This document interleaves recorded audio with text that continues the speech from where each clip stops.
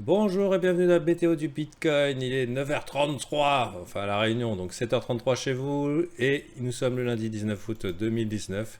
Et j'ai bien réussi à lire ce que j'ai à l'écran. Donc c'est la forme du matin déjà. Clac, clac. Et c'est parti mon kiki. Alors avec un week-end bien chiant, on va dire quand même. Oh, dis donc, je voulais les garder ces petites lignes et elles ont bien fait leur effet, dis donc. Ok, intéressant. Bah, gardez. Je vous en parle pas, c'était pour moi, c'est pour mes tests à venir. Et toujours est-il que, tiens, en 4 heures, on va commencer en weekly hein, pour les bonnes habitudes. En weekly, bon, mais il y a quand même eu quelques beer trapped, on va dire, hein. Tous ceux qui en fin de semaine ont vendu ça, tous ceux qui ont paniqué alors que vraiment on avait l'impression que ça allait chier dans le lit, mais grave. Bah, ils vont aujourd'hui nous servir de support et on espère que ça va tenir sur le reste de la semaine, puisque tous ceux qui ont vendu là, bah, là sont la tête sous l'eau et sont légèrement un petit peu dégoûtés et voudraient avoir l'opportunité, surtout si ça monte, soit de courir après, soit bah, de retourner à break-even. Ça veut dire de ne rien perdre. Si c'était une position, comment ça s'appelle à levier. Ouh là là là là. Dis donc le début de semaine difficile. Ensuite, regardons un petit peu cette trendline RSI hein, qui est quand même sur une tendance négative. On va la dessiner, même si en général je ne le fais pas. La bonne nouvelle, c'est qu'elle a la possibilité, avec un petit peu de motivation, de nous faire un W. Ça serait sympa, un petit W en RSI dans la partie haute, hein, histoire de dire que c'est reparti pour un tour. Je ne vous cache pas que pendant le bull run de 2017, on en a eu beaucoup des M dans RSI qui nous ont fait la grâce d'un petit retour comme ça bien épique. Bah, si on est Bitcoin Bull, on peut espérer ça, en tout cas pour cette année, avec l'événement fondamental mi-septembre, la sortie pour les institutions de Backed pour trade le Bitcoin. Bon, ça sent un petit peu la carotte. Est-ce que c'est déjà priced euh, Ça fait longtemps qu'on savait pour Bact, etc. Après, il y a d'autres peut-être événements qui vont se rajouter pour essayer de donner un petit peu d'impulsion. Pour l'instant, ce marché ne va nulle part. Ce qui est peut-être pas mal, hein, ce long temps de consolidation ici. Alors, c'est pas mal dans la manière où on pourrait faire éventuellement en weekly, dans un weekly super chiant, extrêmement incertain dans lequel on est actuellement, quelque chose comme ça, du genre que ceux qui connaissent Cédric Froment attendent, hein, globalement, euh, un genre de truc comme ça, un triangle ascendant pour un mouvement haussier long terme, un accident positif de richesse comme il l'appelle. Souvent, parce que je regarde Cédric Froment, hein, j'aime bien le regarder, j'aime bien ses vidéos sur le mindset. Après, je n'ai pas pris ses formations, vous faites ce que vous voulez. Euh, il donne beaucoup de gratuits. Voilà. Il donne beaucoup de gratuits. Et puis c'est un trader de tendance. Donc forcément, je me retrouve un peu dans ce qu'il est. Du coup, ici, là où ça me fait rire avec Cédric Froment, c'est que souvent il se fait couper l'herbe sur le pied parce que le Bitcoin, il est sous stéroïde et que souvent, lui, il attend, c'est et là j'irai. Alors, je sais pas s'il faudra y aller là, mais souvent le Bitcoin, quand lui il dit, moi j'irai quand ça va faire les trois machins, le truc il fait cloc, et ça part vers l'infini. Donc c'est ce que j'aurais voulu voir en me disant que le Bitcoin va nous faire la blague de partir direct, machin et tout. Ben non, il va nous faire une bonne grosse figure d'accumulation long terme éventuellement sur quelque chose de positif. Ça serait la bonne chose à faire. Bien sûr, aucune manière de le vérifier tant que ce n'est pas arrivé. Pour l'instant, on est dans la catégorie chiant et dans la catégorie spéculation. Ça monte ou ça descend, ça monte ou ça descend, ça monte ou ça descend. Donc malheureusement vient l'autre scénario au niveau du long terme, c'est que on a des M dans des M RSI, hein, donc le momentum est clairement... Qu'est-ce qu'il fait? Ok. On a des M dans des M au niveau du RSI, momentum clairement baissier, avec un petit espoir là pour cette semaine qui vient, ou les 2 semaines qui viennent, mais globalement c'est baissier. C'est baissier, là ça baisse pas trop, mais à un moment, si jamais on vient à faire notre M en weekly, malheureusement, bah voilà, bear market probablement pendant 6-8 mois.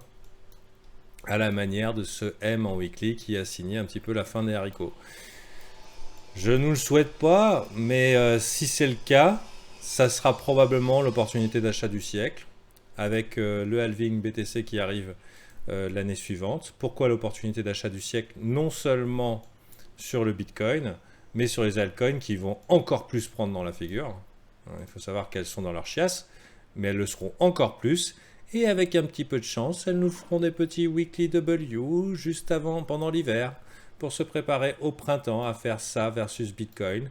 Tandis que le Bitcoin lui aussi poserait un weekly W et on se retrouverait sur un truc complètement épique au moment éventuellement d'un retournement, qui soit saisonnier ou alors long terme.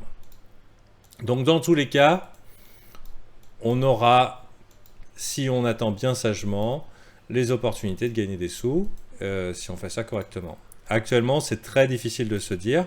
Il y a une chose clairement certaine, c'est que le supply du Bitcoin est beaucoup plus faible qu'il ne l'a jamais été, que les fanatiques du Bitcoin et les holders, on pourrait dire qu'ils sont convaincus, motivés, et bien sûr, moins il y a d'assets disponibles, plus ça pousse un petit peu sur le prix, et on dirait qu'il y a des gens qui sont intéressés pour acheter, alors que les... Voilà, disons que la religion Bitcoin fait de plus en plus d'adeptes, et que ça va être dur de convaincre les gens de vendre, alors que certains institutionnels, ils sont allés grosses couilles, en genre, on en prend un paquet et on verra. Voilà. Donc personnellement, et c'est ce qui pourrait pour moi alimenter ça, j'ai l'impression, en tout cas à partir du moment où tout ça a été absorbé, et on se dit, moi je me dis ça a été absorbé dans quelque chose de long terme, on est dans une situation course au Bitcoin. Voilà, est-ce que c'est le cas? On le verra. Bien sûr, des événements fondamentaux majeurs, internationaux, géopolitiques, sur lesquels on n'a aucune emprise, viendront étayer le résultat. Donc ça, c'est pour ma vision. Tout ça pour dire aussi que c'est complètement incertain. On est dans une situation incertaine. Soit ça part très très haut, soit ça part très très bas, malheureusement. Alors vient le troisième scénario, parce que vous savez qu'à chaque fois je vous la fais, c'est le scénario on fait rien. On est dans un range. Bon. Il y a de quoi s'amuser et apprendre à trader pendant ces trucs-là. Et si vous voulez essayer de faire ça, de faire du swing trading, vous pouvez nous rejoindre dans le groupe du Daily Brief, où on apprend à trade, et on apprend les indicateurs, à créer un trading plan, etc. etc. Ok, donc en daily, c'est pas trop dégueulasse. Les EMA institutionnels sont toujours baissières, donc théoriquement les institutions chassent des shorts. C'est pour ça que les avis sont partagés. La bonne nouvelle, c'est ce W dans le RSI. Haroun, on ne va pas s'en servir pour le daily. C'est un indicateur de tendance que j'aime bien. On a aussi EMA 13 en tant que support, enfin résistance ici, qui réclame une petite visite, et ce qui serait plutôt sympathique, plutôt bon signe, puisque ça nous ferait un petit W bien confirmé en daily. Alors c'est pas un beau W, hein, ça ressemble un peu à un VTOP, et vous savez, membres du BRIS, les VTOP aiment bien être retest. Donc on verra. En tout cas, si on se met en ligne, on a ce W. On a ce W selon comment on finit la journée. Ok, donc à voir. Je vous rappelle qu'on a quand même beaucoup de liquidations qui nous attendent en haut. J'avais préparé le graphe. C'est très juteux ici pour Arthur Hayes et ses copains de venir liquider, surtout la zone 10 700, 10 900. Ne pas liquider ce type-là, ça serait vraiment stupide. Donc pour nous, ça nous donnerait peut-être l'opportunité soit d'un magnifique short, soit d'un breakout, ou en tout cas d'un test et éventuellement avoir. Est-ce que c'est rejeté et dans ce cas-là, pas très beau, bear trap, ou est-ce que c'est accepté, on reste dans la zone et on continue à gratter un petit peu comme on a fait. On va se mettre en 4 heures et je vais vous montrer exactement le fond de ma pensée. Je pensais un peu à ça. C'est remonter en mode V. Ah non, vous ne redescendrez pas. Bien sûr, on est redescendu. Mais en tout cas, ça peut faire un beau swing. Donc à voir. Ici, tout le monde l'a vu, hein, tout le monde le dessine. Donc c'est un triangle. Normalement, les triangles ascendants, c'est sur un mouvement ascendant. Donc c'est une continuation haussière. Bon, là, c'est pas le cas. Hein. Mais du coup, qu'est-ce que ça nous indique? ça n'est pas un rising wedge, donc c'est moins bearish qu'un rising wedge. Rising wedge, donc un biseau ascendant qui fait comme ça, qui du coup se retrouve avec deux obliques, qui est une structure bearish bien connue, et au moment où ça pète vers le bas, tous ceux qui ont buy ici se retrouvent à vendre en panique avec une target ici. Mais ce n'est pas le cas, là c'est un triangle bien plat. Donc on a une seule résistance bien marquée, avec les boules à chaque fois qui gagnent du terrain et qui piègent davantage de bears. Donc c'est plutôt bon signe, ça veut dire qu'il y a de la pression acheteuse. Elle est faible, mais elle est là. Enfin, c'est bon signe si on est bull. Hein. Donc moi je ne sais pas ce que vous êtes, donc à voir. Hier encore on était en extrême fear, donc ça peut être intéressant de regarder le sentiment, puisque généralement les gagnants c'est la minorité. On voit un petit trou ici dans le volume profile, on pourrait encore faire plaisir aux bears et en capturer davantage et poum ensuite les nettoyer. Ce que j'espère en tant que crypto bull, puisque en crypto bull, vous voyez, on a eu notre croisement en 4 heures des EMA. On l'a eu. Donc en 4 heures, en tout cas, le biais institutionnel est passé bullish.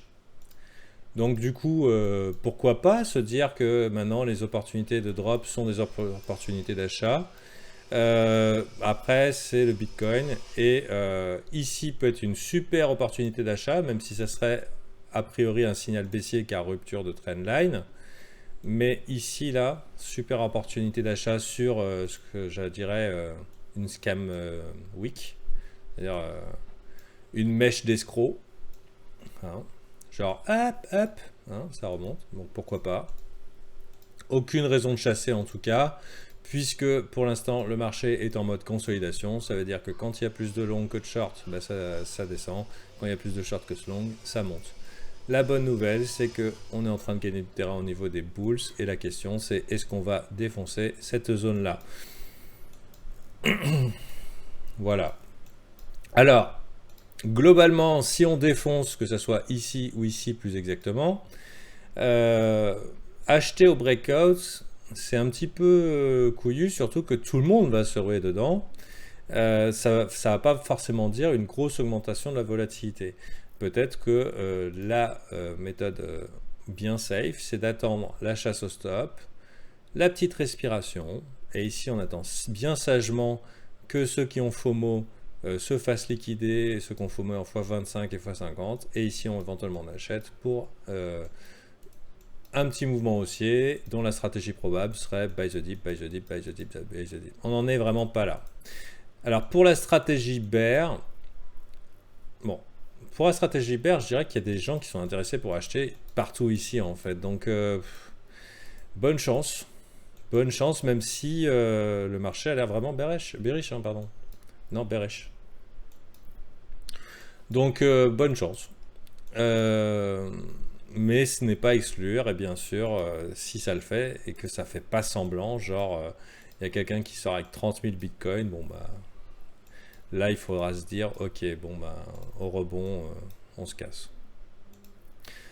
Voilà les copains, j'ai pas grand chose à se dire. Et sinon, ah oui, dans le reste du temps, en dehors de ce triangle, il faut savoir que le triangle, on peut l'ignorer complètement et se dire qu'on est dans un trading range.